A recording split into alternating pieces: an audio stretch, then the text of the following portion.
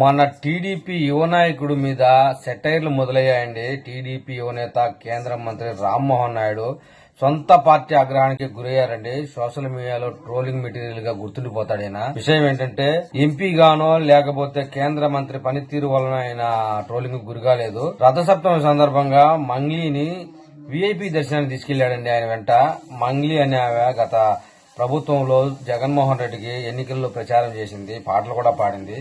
ఆమె పాటలు పాడడం, ఎన్నికల్లో పాల్గొనడం తప్పేమి కాదు. అది మన కూటమి ప్రభుత్వంలో ఎవరూ తప్పుపట్టరు. కాకపోతే ఆమె ఒక మాట అనింది, చంద్రబాబు నాయుడు మాట నా నోట పాడను, తెలుగుదేశానికి నేను పాటలు పాడను అంటూ చంద్రబాబు నాయుడిని కూడా దుర్భాషలాడింది. రామ్మోహన్ నాయుడు గారు అంటే టీడీపీలో టాప్ 5 లో ఉంటారని మాకు చాలా ఆనందం అండి. ఆయన చూస్తే మాకు ఒక అభిమానం కూడాను. అలాంటి అభిమానాన్ని జనంలో పల్చలు చేసుకుని ట్రోల్ మెటీరియల్ గా గుర్తుండిపోవడానికి ఈయన తయారవుతున్నాడు.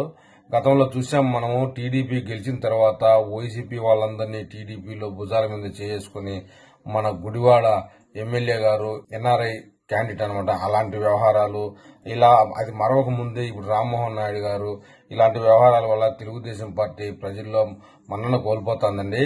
ఏది ఏమైనా ఎర్రమనాయుడికి ఉన్నంత విజ్ఞత రామ్మోహన్ నాయుడికి తెలుగుదేశం పార్టీ మీద లేదని చెప్పుకోవాలి. ఇలాంటి సంఘటనల వల్ల మొత్తానికి మంగ్లీని వీఐపీ దర్శనానికి తీసుకొని పోవాల్సిన అవసరం రామ్మోహన్ నాయుడు గారికి మీకు ఎందుకు వచ్చిందని, అంత అవసరం ఏముంది?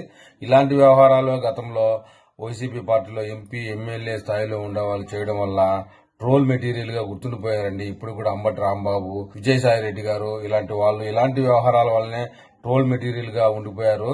మీలాంటి వాళ్ళు టీడీపీ తరఫున ట్రోల్ మెటీరియల్ గా ఉండడానికి మాకైతే మనస్కరించదు.